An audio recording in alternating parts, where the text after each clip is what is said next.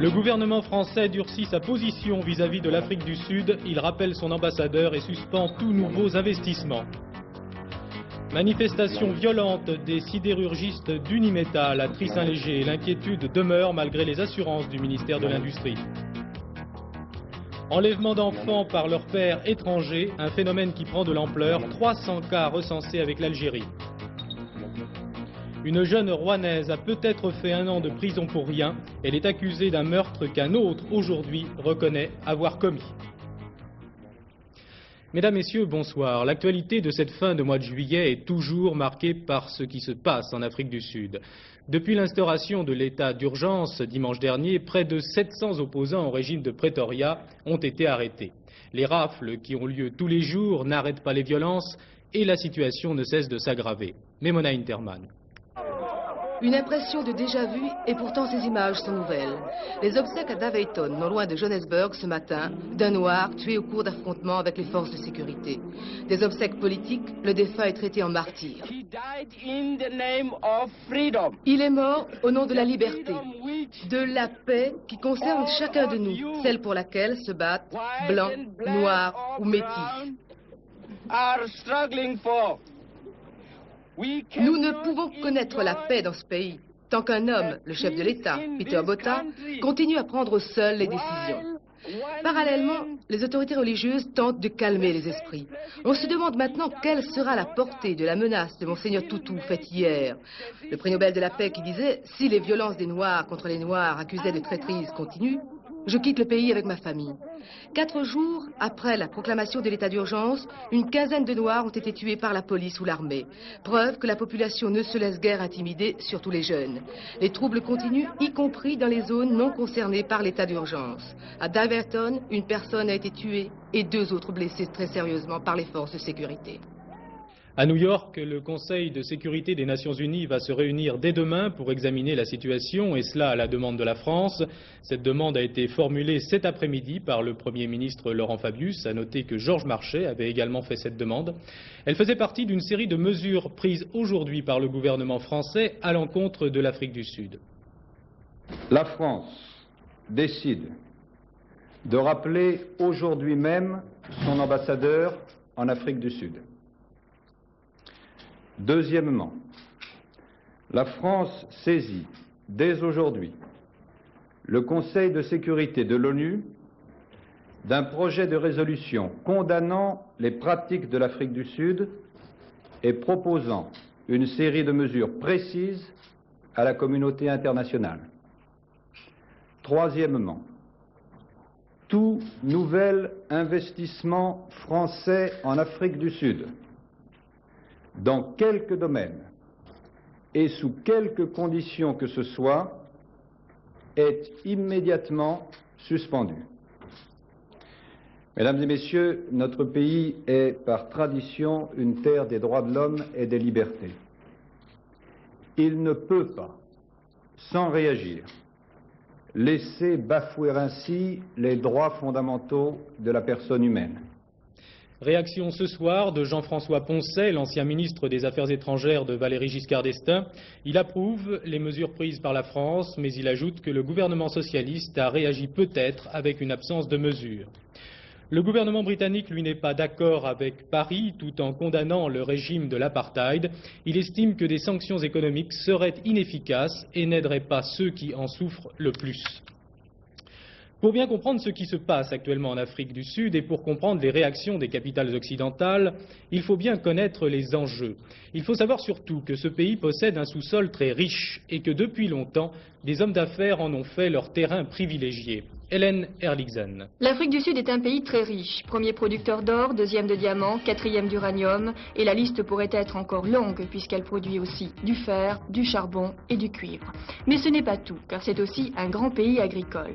Bref, l'Afrique du Sud, c'est la première puissance économique africaine. La France est son 5e partenaire commercial, loin après l'Allemagne, les États-Unis, le Japon et l'Angleterre, qui à eux 4 représentent 60% de son marché, la France seulement seulement 3,8%.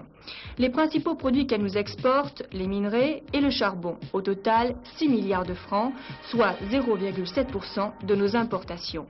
Les principaux produits qu'elle nous importe, les machines industrielles et la haute technologie, au total 4,4 milliards de francs, soit 0,5% de nos exportations. Plus d'une vingtaine de firmes françaises sont concernées et cet embargo dérange le patronat français. Ce serait grave parce que, n'est-ce pas, sans vouloir intervenir dans les problèmes des pays étrangers, en particulier dans les problèmes raciaux, les problèmes politiques, qui n'est pas mon rôle, je dois dire que je souhaite ardemment, en tant que président des entreprises françaises, que les entreprises de notre pays puissent continuer à travailler. Mais plus que commerciaux, les accords franco-sud-africains sont financiers. Cinquième créancier de ce pays, la France, par 23 de ses banques, a financé de nombreux projets, comme par exemple une centrale nucléaire. Alors, un embargo, oui, mais qui paiera? La France, certainement, mais peu, car sa balance commerciale est déficitaire avec ce pays, plus d'1,5 milliard de francs en 84. Alors, l'Afrique du Sud, beaucoup plus, car elle perd un partenaire financier et qui, surtout, veut entraîner avec lui le reste de la communauté européenne. À Paris, une manifestation a réuni ce soir plusieurs centaines de personnes devant l'ambassade d'Afrique du Sud. Ce rassemblement était organisé par le comité anti-apartheid. Il faut noter que de telles manifestations ont lieu tous les mois à cet endroit, mais que c'est la première fois qu'elles mobilisaient autant de monde. À noter aussi que l'ambassade d'Afrique du Sud se refuse à tout commentaire sur les réactions suscitées par l'état d'urgence, en particulier celle du gouvernement français. Alors Jean-Pierre Richard, vous êtes le responsable de ce comité anti-apartheid. Vous avez entendu ce qu'a dit Laurent Fabius. Ces mesures vous paraissent-elles suffisantes? Oui, c'est pas aujourd'hui que je vais jouer les rabat-joie. Le mouvement anti-apartheid se bat depuis 10 ans pour que le gouvernement français prenne des mesures allant dans le sens d'un isolement total du régime sud-africain d'apartheid. Je dirais, peut-être en simplifiant, mais pour faire bref, que ce sont plus que des paroles, mais moins que des actes. Ce sont des symboles. Oui, mais on peut justement s'interroger sur la portée réelle de ces décisions. Par exemple, l'interdiction concernant les investissements peut être contournée sur les marchés internationaux par les banques, par les sociétés. Vous avez raison, tout tient à ce qu'on entend par investissement. Dans le discours de Laurent Fabius, il n'est pas clair si les banques françaises continueront à pouvoir traiter avec les sociétés paraétatiques sud-africaines et avec le gouvernement sud-africain. J'ai vu que vous avez du monde ce soir devant l'ambassade, mais vous avez l'impression vraiment que l'opinion française se sent concernée par ce qui se passe en Afrique du Sud? Elles se sont concernées, et souvenez-vous de la campagne contre les oranges Outspan. Pendant cet été-là, en 1976, la chute des importations d'oranges était de 40%. Et elle a mobilisé cette campagne 2 millions de personnes. Lorsque le mouvement anti-apartheid a mené une campagne contre les prêts bancaires en Afrique du Sud, des syndicats, des organisations politiques nous ont rejoints. Aujourd'hui, le mouvement anti-apartheid a une charte pour l'isolement total du régime sud-africain en 12 points. Je dirais qu'aujourd'hui, il y a un demi-point qui a été réalisé. Vous parlez d'isolement total. C'est intéressant justement parce qu'il y a une question qui semble être une question de fond. On constate qu'en Afrique du Sud, il y a ce qu'on pourrait appeler les jusqu'au-boutistes, les jeunes par exemple, qui voudraient constituer des forteresses inexpugnables dans les townships. Puis il y a à côté les modérateurs, les églises par exemple. Alors vous, le comité anti-apartheid, comment vous situez-vous? Je ne sais pas si on peut dire que les églises sont des modérateurs. Les églises ont été, en Afrique du Sud, le fer de lance de la mobilisation, aussi bien que les jeunes. Elles veulent, dans le respect de leur foi, que la violence ne soit pas quelque chose de systématique, surtout la violence entre les militants anti-apartheid. Mais en France, la population est intéressée par le racisme. J'ai aujourd'hui 2 badges sur moi, ils sont complémentaires. Si Laurent Fabius dénonce le racisme en France, comment pourrait-il l'accepter en Afrique du Sud? Quelle est la durée de survie que vous attribuez au gouvernement? Quelle est la durée de survie que vous accordez au gouvernement sud-africain? C'est à nous de nous battre pour que le gouvernement sud-africain libère Nelson Mandela et accepte de négocier pour que le peuple entier d'Afrique du Sud soit représenté. Et son mot à dire. Merci. Au Proche-Orient, 100 prisonniers libanais, des chiites pour la plupart, ont été libérés ce matin de la prison d'Atlit en Israël. Leur départ s'est déroulé dans le calme. Ils ont été reconduits à la frontière où les attendaient des responsables du mouvement chiite Amal. En 3 mois, Israël a ainsi libéré plus de 900 de ses prisonniers. Il reste encore environ 300 Libanais et Palestiniens détenus à Atit. La perspective d'une rencontre entre les Américains et une délégation jordano-palestinienne relance actuellement la guerre entre partisans et adversaires du dialogue israélo-arabe. Côté Colombe, Shimon Peres, le Premier ministre israélien, qui se déclare prêt à négocier avec la Jordanie à condition que l'OLP reconnaisse Israël et arrête ses activités terroristes. Côté Faucon, ce matin, un attentat à Ankara a coûté la vie à un diplomate jordanien. Joël Hazard. Ziad Sati, premier secrétaire de l'ambassade de Jordanie à Ankara, a été abattu ce matin au volant de sa voiture. L'attentat a été revendiqué dans l'après-midi par 2 organisations, Djihad islamique toujours la même, puis Septembre Noir, un groupe anti-jordanien dont le nom évoque les massacres de Palestiniens par les troupes du roi Hussein en 70. Un attentat clairement ciblé qui survient après toute une série de représailles contre les intérêts jordaniens après l'accord d'Amman. Septembre Noir, en revendiquant l'attentat, a d'ailleurs stigmatisé l'alliance Hussein-Arafat. Un avertissement évident à l'encontre des promesses de pourparlers entre Américains et délégations jordano-palestiniennes en vue d'un processus de paix. La liste des 7 Palestiniens modérés associés à une délégation jordanienne est connue depuis une semaine. Le dialogue n'attend plus qu'un feu vert de Washington. Pour l'OLP d'Yasser Arafat, c'est la seule issue. Si l'attitude américaine est positive, si la rencontre a lieu, ce sera un pas important vers la paix dans la région. Sinon, je crains que le radicalisme ne l'emporte dans le monde arabe et le monde musulman. Mais est-ce que vous pouvez envisager donc très rapidement de renoncer à l'option militaire ? S'il y a une attitude israélienne favorable à une négociation sérieuse pour aboutir à une situation de paix dans la région, tout est abordable, tout est négociable. Nous ne sommes pas un peuple de tueurs, nous n'aimons pas nous battre pour nous battre. Côté palestinien, peut-on chiffrer le pourcentage des partisans d'une reconnaissance d'Israël ?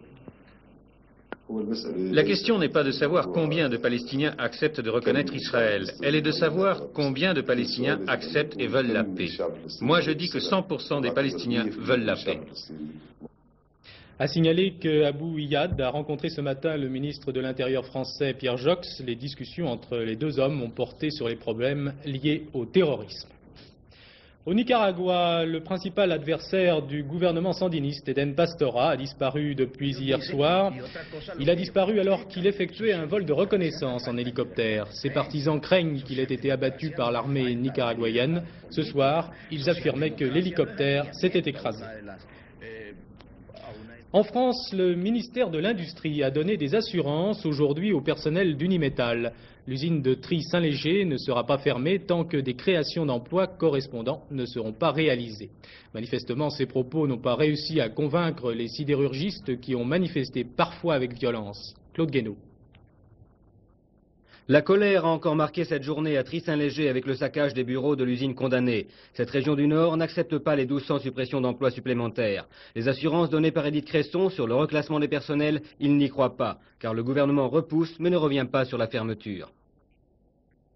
Nous constatons que le gouvernement renie les engagements du 24 mars 1984, c'est-à-dire il entérine la fermeture de l'usine de tri. Ceci est purement scandaleux. Pour la CFDT, il n'est pas question de baisser les bras, il n'est pas question de se lamenter. La CFDT, dès demain, appelle l'ensemble des travailleurs à 9 heures face au réfectoire. Elle préconise des actions dures, des actions très dures. Nous ne reculerons, je dis bien nous ne reculerons, devant aucune forme d'action pour obliger ce gouvernement socialiste, le gouvernement Mitterrand-Fabius, à respecter ses engagements du 29 mars, à maintenir en totale activité l'usine de tri. Demain, l'agitation reprendra. Syndicalistes et métallos sont déterminés. Ils n'acceptent pas le transfert de leur activité au Luxembourg, comme ont décidé les accords au niveau européen. Ils suivront avec une particulière attention les négociations de Bruxelles, où les ministres de l'industrie des 10 doivent justement parler de l'avenir de l'acier. Les enlèvements d'enfants par leurs pères étrangers semblent être une pratique de plus en plus courante. Rien que pour l'Algérie, 300 cas sont actuellement officiellement recensés. Il y a un an, plusieurs mères ainsi privées de leur enfant avaient menacé de se rendre à Alger. Des promesses avaient alors été faites et des médiateurs ont été nommés en France et en Algérie. Mais devant l'absence de résultats, les mères continuent à manifester. Anne Rongère. Tous les mercredis, ces femmes viennent offrir un bouquet de roses à Laurent Fabius. Des femmes divorcées dont les enfants sont retenus en Algérie. des mères et une grand-mère. Ève n'a pas revu ses petits-enfants depuis 9 ans. Après les vacances avec leur père, ils ne sont pas revenus. La première année, il les a pas pris avec, et puis la deuxième, il les a pris avec, il les a plus ramenés. Alors ensuite, ma fille, elle est partie pour les chercher, puis bon, elle a resté, mais il a refusé de lui donner. La mère de ses enfants, c'est Marie-Paul, au milieu sur la photo. Depuis le 17 juin, elle campe avec 4 autres femmes dans l'ambassade de France à Alger. Toutes sont dans le même cas. Le divorce en France, la garde des enfants confiée à la mère, le père qui refuse de les rendre. L'an dernier, elles avaient participé à l'opération Un bateau pour Alger, un voyage symbole annulé après les promesses des 2 pays. 1 an après, les mères se sentent flouées. Certes, l'Algérie, qui se réfugiait derrière l'absence d'un code de la famille, a depuis élaboré ce texte. Mais avec 2 barrages, la mère qui a la garde de l'enfant doit résider sur le sol algérien. Les jugements prononcés en France ne sont pas exécutés en Algérie. Rares sont les jugements algériens qui ont accordé l'exéquatur aux mères. Mais même si cela était le cas, le problème n'en serait pas pour autant résolu, car pour sortir les enfants du territoire algérien, il faut nécessairement une autorisation de sortie paternelle, et seul le père peut la délivrer. Pour sortir de ce chassé-croisé juridique, une convention bilatérale est à l'étude. Cela dure depuis plus de 5 ans. Son principe, chaque pays reconnaîtrait les décisions de justice de l'autre. Le problème, c'est que ce texte ne serait pas rétroactif. Alors, pour régler les 300 dossiers en instance, Paris et Alger viennent de nommer 2 médiateurs. L'important, c'est que chaque fois que les enfants sont en âge d'être consultés, et vous savez que les enfants assez tôt finalement peuvent s'exprimer, nous mettions en route un processus qui permette de les consulter librement. Or, souvent ce n'est pas le cas. D'un côté ou de l'autre de la Méditerranée, il y a une pression psychologique d'un parent, on sait ce que ça veut dire. Nous souhaitons, nous, arriver à ce que l'enfant, chaque fois que c'est possible, avec toutes les limites que nous connaissons bien, puisse quand même être calmement et sereinement consulté. Alors, politique des petits pas ou action spectaculaire, les maires sont divisés sur la tactique à suivre. Mercredi, elles reviendront à Matignon. Première inculpation dans l'affaire du barrage de Tessero en Italie. Aujourd'hui, l'un des 2 propriétaires de la société qui gérait précisément ce barrage a été arrêté. Il a été inculpé de catastrophe et homicide volontaire. Une jeune Rouennaise a peut-être passé 1 an en prison pour rien. Il y a 2 ans, en effet, elle a été accusée du meurtre d'une personne âgée. Aujourd'hui, cette jeune femme est libre, mais sous contrôle judiciaire et toujours inculpée. Or, coup de théâtre, un garçon de 15 ans vient de s'accuser du même crime. Thierry Paco. C'est ici, dans cet immeuble, que s'est produit le drame. Il y a 2 ans, presque jour pour jour, les policiers y découvraient le corps d'une femme de 71 ans frappée de plusieurs coups de couteau, 28 au total. Une amie du fils de la victime, Marie-France Tatso, va devenir rapidement le principal suspect. Beaucoup de charges vont peser sur elle, une masse de témoignages, des expertises et puis aussi, et peut-être surtout, sa présence dans l'appartement à l'heure précisément de la mort de la vieille dame. Un ensemble de présomptions qui finalement vont amener le juge à prononcer l'inculpation et la détention de Marie-France Tatso. Le dossier ne sera pas pour autant refermé. Preuve en est, hier, l'enquête a débouché sur l'arrestation du jeune voisin de la victime, un mineur de 15 ans, un mineur qui avoue être le meurtrier. Ceci fait qu'aujourd'hui, Marie-France Tatso clame son innocence, une innocence que, dit-elle, elle a répétée et répétée à un juge qui ne voulait pas l'écouter. Il disait, vous resterez en prison, vous êtes une menteuse, vous dites pas la vérité. Vous avez tué votre belle-mère et vous voulez pas l'avouer. Je dis, Madame Sama, je n'ai pas tué ma belle-mère. Je dis, enfin, je peux rester en prison, mais je dormirai sur mes 2 épaules. Je sais très bien que j'ai la conscience tranquille. Ce que vous faites, c'est une erreur de justice que vous faites, Madame Sama. Alors, mais de toute façon, j'irai jusqu'au bout de cette histoire. Je veux la vérité. J'espère que vous l'aurez un jour, la vérité, et que vous verrez que je vous ai jamais menti. Enfin, on est marqué la vie, c'est tout. C'est dégoûtant, quoi. Pas de justice. On ne devrait pas mettre les gens en prison comme ça. Quand quelqu'un dit qu'elle est innocente, il devrait approfondir le dossier, regarder. Pas faux. 1 an de prison pour rien, peut-être, nous dit aujourd'hui Madame Sama, le juge d'instruction.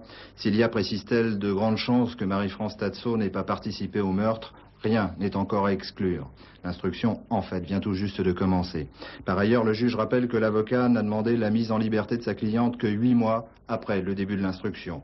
Que Marie-France Tatso s'est devant elle toujours comportée de façon bizarre, sans défense logique, et qu'enfin, 1 an de détention provisoire n'a rien d'exceptionnel. Ce serait le cas pour les 3/4 des affaires criminelles. Reste que si le non-lieu est prononcé, le préjudice sera énorme pour Marie-France Tatso. 1 an de prison pour les uns et pour les autres, ça ne s'oublie pas facilement.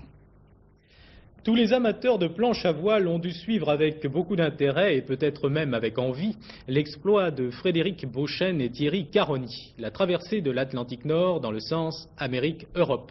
Les 2 Français viennent d'arriver à bon port, mais complètement épuisés. Daniel Leclerc.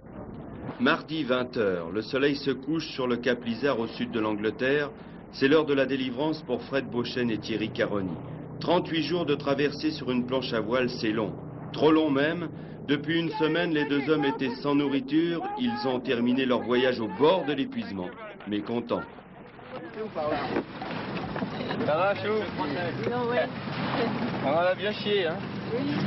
Sympa, on s'est encore... Hein? Un œil au beurre noir? Ouais, je suis tombé. J'ai pas fait le point, hein? Vous êtes battu, non? Non, non, je suis tombé sur le panneau derrière. Ah ouais? Bon, ça va. Ah ouais. Ça a été long, 38 jours.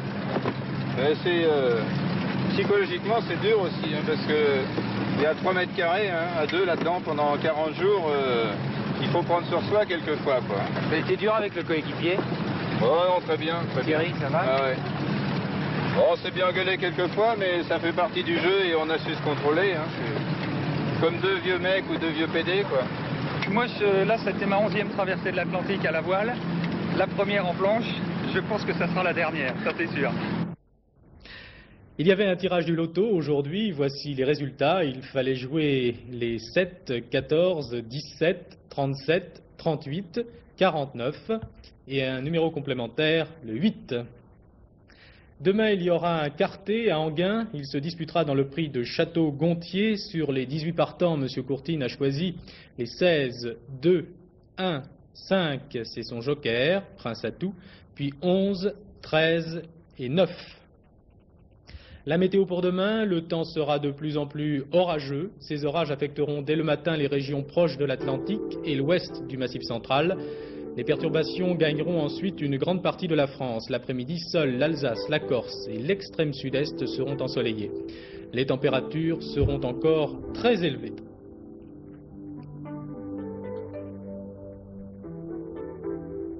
Dans quelques secondes, tout de suite après ce journal, je vous invite à suivre un document qui a été réalisé par le Centre national de prévention de la délinquance. Il s'agit d'une expérience originale qui a pour cadre la ville de Schiltigheim en Alsace. Ce film s'appelle « Enfants citoyens » et il a été primé au dernier festival du film d'entreprise à Biarritz. Demain, nous nous retrouverons à 22 h. En attendant, voici le rappel des titres de ce journal. Très bonne fin de soirée.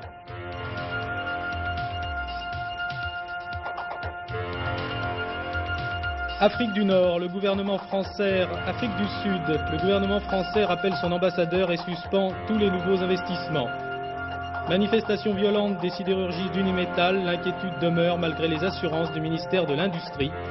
2 inculpés pour un même meurtre à Rouen, une jeune femme a peut-être fait 1 an de prison pour rien.